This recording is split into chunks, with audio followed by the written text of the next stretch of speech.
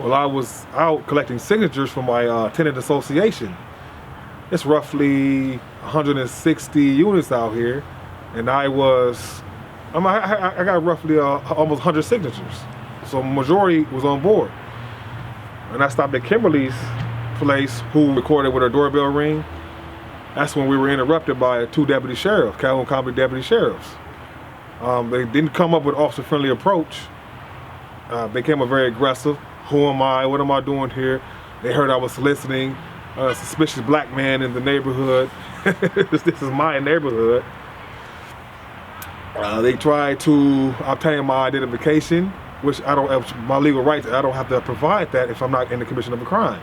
I was well within my First Amendment rights, petitioning for signatures for my tenants association, which is like a tenants union to teach tenants of their rights. They know and understand their rights, and they don't have to fight themselves, we fight together. And it's just about a community, keeping the communities together, coming together as a collective.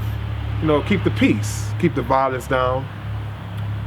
And I'm sure law enforcement want to have their hands in it because, we need law enforcement as far as I'm one of the community leaders that can bridge that gap. And it's very important that everyone is on one accord, because you need that gap bridge to keep the mindset of change. And we need change. And once the attitude changes, and then the mindset changes. Once the mindset changes, and then we will start beginning to walk that walk, and it would exuberate out amongst everyone. And the strength, the culture needs to change.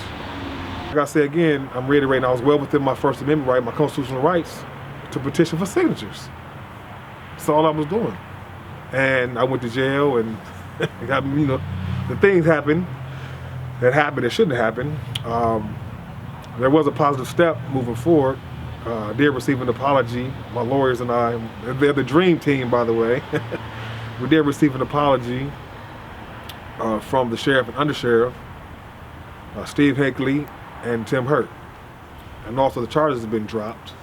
So that way now we can move forward and decide how everyone's going to come together, and so I can continue doing my work as being a community activist, giving back to the community.